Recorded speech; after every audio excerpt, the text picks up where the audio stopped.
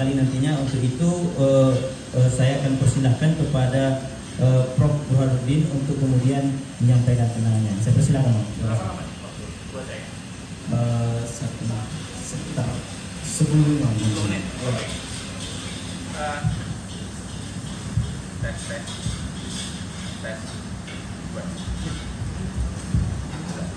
Oke.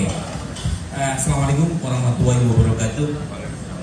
Selamat sore, salam sejahtera buat kita semua. 10 menit ya sebagai pengantar. Pertama saya ingin menjawab pertanyaan dari Bung Jul mengenai partai politik sebagai the least trusted institution, ya, sebagai lembaga yang kurang dipercaya oleh publik. Pertama, itu bukan temuan unik Indonesia. Secara global kita juga menemukan kurang lebih kesimpulan yang sama bahwa partai politik adalah institusi yang paling kurang dipercaya oleh masyarakat. Tetapi kalangan ahli menganggap partai politik sebagai necessary evil. Jadi necessary evil itu satu istilah di mana partai politik memang tidak dipercaya oleh publik, tetapi kita belum punya mekanisme demokrasi tanpa partai politik.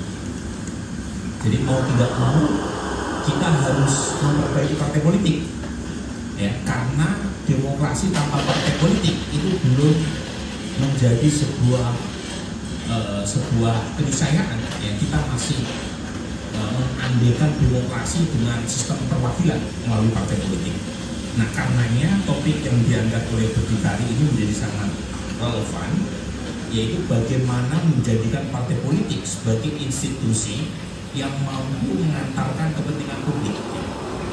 Nah, pintu masuknya adalah revisi Undang-Undang Pemilu. Tetapi masalahnya adalah revisi Undang-Undang Pemilu yang menurut pemerintah dan DPR akan dijadikan sebagai kodifikasi. Jadi bukan omnibus ya, tapi kodifikasi. Karena kalau omnibus ada kekhawatiran tambal sulam sana sini seperti yang terjadi dalam kasus omnibus law, ya. Tetapi kehilangan koherensi dan sistematika, dan karenanya kodifikasi mengharuskan satu proses di mana sistem pemilu, sistem kepartean, dan undang-undang pilkada itu dipikirkan secara matang dan diberlakukan sesegera mungkin sebelum tahun 2029 menjelang. Nah, masalahnya sampai sejauh ini sepertinya pemerintah belum juga ada inisiasi untuk melakukan kodifikasi undang-undang pemilu. Dugaan saya itu berkaitan dengan kepentingan antar partai koalisi yang bertolak belakang, berkaitan dengan klausul revisi undang-undang pemilu, dan itu yang menjelaskan mengapa sampai sejauh ini belum ada inisiasi dari pemerintah untuk segera melakukan kodifikasi undang-undang pemilu. Nah, saya langsung to the point ya, to the point berkaitan dengan apa yang membuat partai-partai koalisi itu belum juga melakukan inisiasi untuk melakukan revisi undang-undang pemilu berkaitan dengan topik yang kita bahas. Ya. Pertama, ini sangat krusial. MK memutuskan satu keputusan penting berkaitan dengan peniadaan presidensial threshold. Jadi presidensial threshold ditiadakan dulu 20-25% bagi partai atau koalisi partai untuk bisa mencapreskan di 2029, tetapi MK memutuskan untuk menolkan. Artinya partai peserta pemilu meskipun tidak lolos parliamentary threshold itu boleh menominasikan capres dan cawapres. Jadi kalau misalnya Partai Prima, PBB bisa ikut pemilu 2029, ini dengan asumsi tidak disabotase sama DPR ya. Kalau misalnya tidak disabotase DPR, putusan MK, PBB dan Partai Prima bisa mencalonkan pasangan capres dan cawapres. Nah itu ya. Jadi asal sah sebagai peserta pemilu. Makanya verifikasi peserta 2029 jadi penting karena menentukan juga apakah partai yang bersangkutan bisa mencapreskan pasangan capres cawapres atau tidak. Nah pada titik itu ya kepentingan partai-partai pendukung pemerintah itu menjadi saling bertentangan satu sama lain. Kenapa? Karena ini berkaitan dengan apakah partai bisa mencalonkan pasangan atau tidak. Dan kalau misalnya iya, artinya kemungkinan Pak Prabowo mendapatkan lawan yang lebih variatif itu menjadi besar kalau misalnya setiap partai boleh mencalonkan pasangan capres dan cawapres. Itu yang pertama. Yang kedua, berkaitan dengan sistem pemilu. Sampai sekarang belum ada kesepakatan antar partai-partai pendukung pemerintah. Partai Gerindra konon setuju dengan konsep sistem proporsional tertutup, dan itu bertemu dengan kepentingan PDI Perjuangan yang sama-sama dari dulu mengusung sistem proporsional tertutup. Sementara mitra koalisi Gerindra di pemerintahan, Golkar, Demokrat, kemudian juga PAN dan Nasdem cenderung tidak setuju proporsional tertutup, tetapi mengusulkan proporsional terbuka. Nah, ini konsekuensi perbedaan sistem pemilu yang diambil itu potensial membelah partai koalisi di DPR. Dan karenanya pemerintah belum juga membahas revisi undang-undang pemilu karena kemungkinan terjadinya perpecahan di internal koalisi besar. Dan kalau misalnya itu yang terjadi, ada dua blok sistem proporsional terbuka versus proporsional tertutup, maka yang menentukan adalah suara PKB dan PKS, karena dua partai ini belum jelas apakah tertutup atau terbuka. Nah itu ya. Nah pertanyaannya, apa yang membuat kita harus membincang lebih jauh mengenai sistem pemilu? Kalau misalnya kita pakai sistem proporsional terbuka, maka tadi yang disebut oleh kawan-kawan berdikari ya, potensi pemilu akan menjadi pertarungan yang bersifat padat modal itu jadi besar. Karena dalam sistem proporsional terbuka itu secara empirik sejak 2009 diterapkan waktu Pak Mahfud MD menjadi ketua MK, itu terbukti membuat persaingan antar partai tidak hanya diselingi inter-party competition, tapi juga persaingan antar calon dalam satu partai. Dan akibatnya ya, caleg menjadi ujung tombak elektoral, dan di situ politik uang menjadi sangat mengemuka. Dan itu ketemu dengan data di mana calon anggota legislatif terpilih yang masuk ke Senayan itu meningkat dari waktu ke waktu yang berasal dari kalangan pengusaha. Tahun 2004 anggota legislatif terpilih yang berasal dari kalangan pengusaha itu 48%. 2019 naik jadi 55%. Terakhir tahun 2024 ya 61% anggota DPR kita yang berasal dari kalangan pengusaha. Karena pengusahalah yang bisa beradaptasi dengan sistem kompetisi padat modal, ya. Sehingga calon anggota legislatif aktivis yang umumnya berkantong tipis gitu ya, itu susah untuk bertarung dalam sistem proporsional terbuka. Kantong tipis. Nah, masalahnya adalah partai-partai pendukung Pak Prabowo sebagian besar itu mendapatkan manfaat dengan sistem proporsional terbuka. Golkar, Nasdem, PAN, ya, Demokrat, itu partai-partai yang banyak diuntungkan oleh caleg mereka yang umumnya mampu bertarung dalam sistem kompetisi bebas. Nah, tentu tidak fair kalau kita mengatakan sistem proporsional terbuka dari sisi negatifnya saja. Ada keuntungan sistem proporsional terbuka, terutama meningkatkan descriptive representation. Nah nanti Mbak Mika ya, itu bisa bicara banyak itu. Apa itu descriptive representation? Yaitu representasi deskriptif di mana anggota DPR yang terpilih itu mewakili keanekaragaman pemilihnya. Nah contoh ya, perempuan. Waktu proporsional tertutup, representasi perempuan di DPR itu cuma 9%. Tapi setelah proporsional terbuka itu terjadi peningkatan secara gradual, di mana anggota DPR perempuan sekarang sudah mencapai 22%.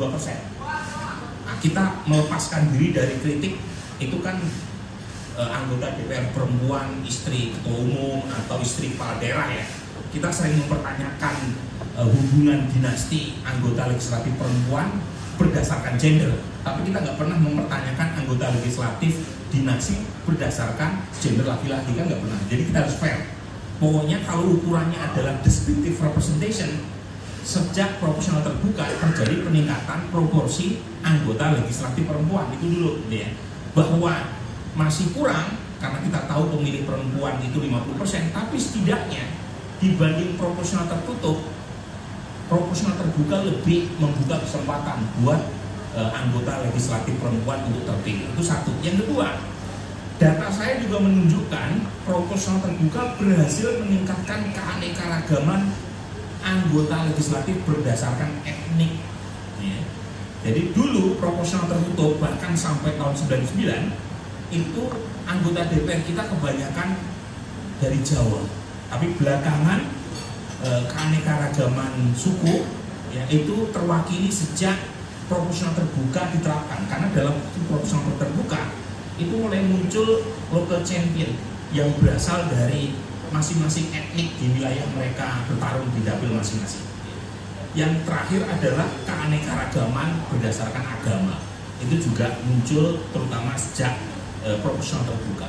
Satu-satunya kelemahan mendasar sistem ini adalah proporsional terbuka membuat ketimpangan berdasarkan kelas. Tadi saya sudah sebut ya. Sejak proporsional terbuka diterapkan, kelas elit yang punya sangu atau modal besar cenderung lebih potensial menang ya ketimbang kelas dari kalangan bawah, misalnya caleg dari kalangan aktivis, caleg dari kalangan petani, caleg dari kalangan buruh dan seterusnya. Nah pertanyaannya kalau masnya tanya ke saya, apa yang ideal? Saya mengusulkan sistem campuran.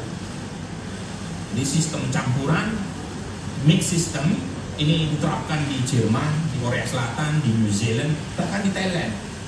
Apa itu sistem campuran? Kita mengakomodasi sistem proporsional tertutup dan sistem proporsional terbuka sekaligus. Jadi dalam satu kertas suara itu ada jalur partai, artinya pemilih kalau memilih partai dipersilakan, dan di situ partai mengusulkan daftar calon anggota legislatif berdasarkan jalur pengabdian. Jadi mereka yang pemilih yang mencoblos partai, itu kursi yang diperoleh oleh partai yang bersangkutan diberikan kepada aktivis partai. Jalur proporsional tertutup. Yang kedua, kita juga kalau proporsional terbuka campuran itu juga memberikan peluang buat pemilih memilih caleg secara langsung. Nah kalau kasus Jerman, satu dapil itu ada 2 kursi yang diperebutkan. Satu kursi melalui proporsional terbuka, melalui jalur kompetisi bebas, nama caleg yang dipampang di situ. Sementara satu kursi lagi ya itu diperuntukkan buat proporsional tertutup. Jadi di sana ada 299 dapil, per dapil ada 2 kursi, masing-masing dapil ada untuk proporsional terbuka dan tertutup, jadi 2 kali 299. Nah, jadi dengan asumsi ini berarti jumlah dapil yang akan kita gunakan untuk 2029 itu ditambah. Kalau sekarang kan ada 80 dapil ya. Itu otomatis kalau kita mengakomodasi sistem campuran, berarti per dapil cuma ada 2 kursi. Ya, kita bisa diskusikan nanti formulanya. Tetapi yang pasti dapil otomatis ditambah. Ya, tidak cukup 80 dapil saja.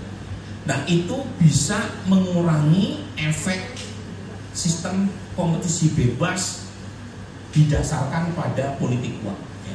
Tapi saat yang sama tetap bisa mengakomodasi, ya, terutama kepentingan caleg yang masuk melalui jalur partai. Dan saat yang sama karena proporsional tertutup mendapatkan semacam peluang dalam kertas suara di mana orang boleh memilih partai, disiplin partai, pelembagaan partai juga tidak terganggu. Kalau sekarang sistem proporsional terbuka, banyak sekali caleg yang merasa lebih besar ketimbang partainya karena mereka terpilih secara langsung, ya, dan itu mengakibatkan kohesi dan disiplin partai melemah. Nah itu saya kira poin yang ingin saya sampaikan ya, nanti kita bisa. Yang kedua saya kira yang saya ingin sampaikan efek pemilu serentak.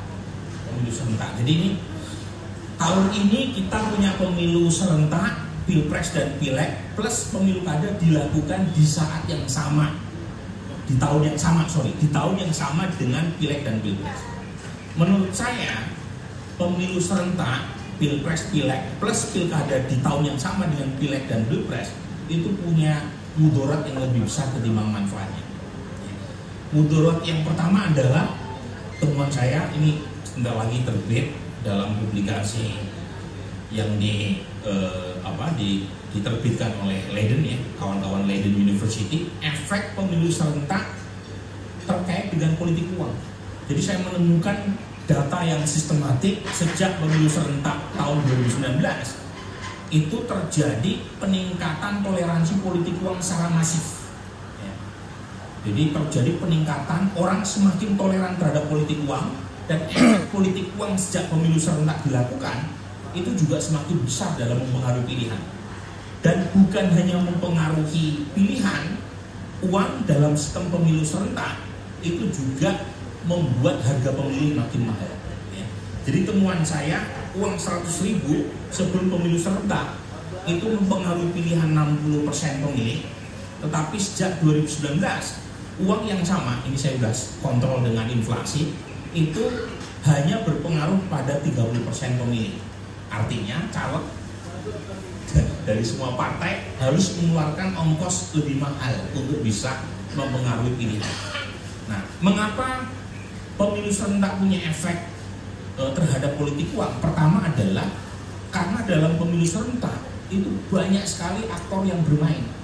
Bayangkan satu hari yang sama itu ada 200-an ribu caleg DPRD pengalaman kemarin 2024 tingkat kabupaten kota. Caleg yang maju dari tingkat provinsi itu ada 19.000. Kemudian calon yang maju di tingkat DPR RI itu hampir 10.000. Dan ini belum termasuk calon yang maju di DPD dan calon yang maju di Pilpres. Itu satu. Jadi semakin banyak calon yang bertarung, maka semakin banyak tawaran politik uang. Dan saat yang sama membuat politik uang mengalami proses normalisasi. Yang kedua, karena banyaknya calon yang bertarung dalam satu waktu, itu membuat ketidakpastian politik makin meningkat. Apalagi digabung dengan sistem proporsional terbuka. Jadi teorinya semakin tidak pasti siapa yang mendapatkan kursi ke DPR, semakin uang menentukan permainan di kompetisi elektoral. Dan terakhir adalah karena terlalu banyak aktor yang bertarung dalam satu waktu, dalam satu hari, itu mengakibatkan ya, law enforcement dan pengawasan menurun. Ingat ya, sejak 2019 publik, civil society dan media itu lebih banyak melihat pilpres, betul kan? Jadi yang kita awasi hanya pilpres. Partai politik yang punya ratusan ribu calon sampai tingkat DPRD itu kurang mendapatkan pengawasan. Sementara aparat Bawaslu tidak bertambah, polisi juga tidak bertambah. Polisi umumnya juga malas untuk menyelidiki tindak pidana pemilu karena berkaitan dengan calon pejabat publik ya. Jadi calon politisi kan umumnya banyak itu aparat penegak hukum yang malas untuk melakukan penyidikan. Tetapi yang pasti law enforcement kurang, pengawasan kurang kalau dilakukan dalam secara langsung. Dan ini belum lagi di tahun 2024 pilkadanya pun dilakukan di tahun yang sama dengan pemilu. Jadi itu kira-kira ya, selain sistem pemilu serentak, pengalaman kemarin itu menguntungkan calon presiden yang menang. Jadi bayangkan kemarin waktu pilkada serentak bulan November itu terjadi proses pengurucutan calon kepala daerah dari Kinples yang semata-mata mengusung calon dari Gerindra. Makanya kebanyakan pilkada kemarin yang menang adalah calon kepala daerah Gerindra. Jadi ini aneh. Anehnya begini. Anehnya partai itu kan bertugas untuk mencalonkan kadernya kan. Tetapi yang terjadi dalam pilkada serentak kemarin adalah MK sudah menurunkan barrier to entry, tetapi partai-partai tidak berani mencalonkan kadernya sendiri. Karena pilkada, waktu proses tahapan pencalonan kepala daerah itu dilakukan sebelum pengumuman kabinet. Nah, ini yang menjelaskan mengapa partai-partai cenderung mengusung calon kepala daerah dari Gerindra. Nah, artinya saya mengusulkan ada jeda antara pilkada dengan pileg dan pilpres. Jadi pilkada itu 2 tahun setelah pilpres, supaya ada mekanisme kayak semacam midterm election kalau kasus Amerika itu. Jadi jangan baru selesai pilpres langsung pilkada. Jadi kalau misalnya pileg dan pilpresnya itu 2 tahun dilakukan sebelum pilkada, kalau misalnya performa mereka buruk setelah mereka menang pilpres dan pileg, itu pemilih punya kesempatan untuk mengevaluasi calon kepala daerah yang diusung oleh pemenang pileg dan pilpres di 2 tahun setelah itu, dan mampu memberi kesempatan buat partai-partai untuk mengusung kadernya sendiri.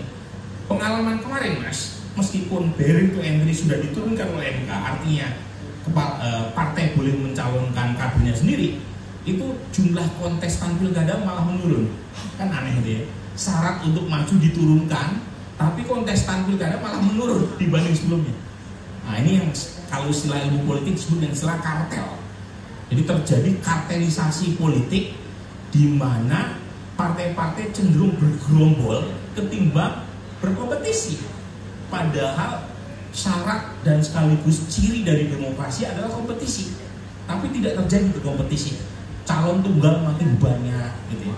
Sementara calon yang bertarung dalam pilkada makin mengecil. Nah, karenanya saya usul revisi undang-undang pilkada yang akan dimasukkan dalam kodifikasi undang-undang pemilu itu memisahkan jadwal pilkada dengan pileg dan pilpres. Saya kira itu sebagai provokasi. Nah, ini kan ada sekjen-sekjen partai-partai gitu ya. Silahkan untuk didiskusikan, tapi yang pasti ya, kita kalangan civil society ya Mbak ya, itu harus mengawasi apa yang terjadi di DPR sana ya. Jangan sampai proses kodifikasi undang-undang pemilu yang memuat ya banyak klausul penting berkaitan dengan hajat hidup rakyat itu dibajak untuk kepentingan elit saja. Terima kasih. Assalamualaikum warahmatullahi wabarakatuh.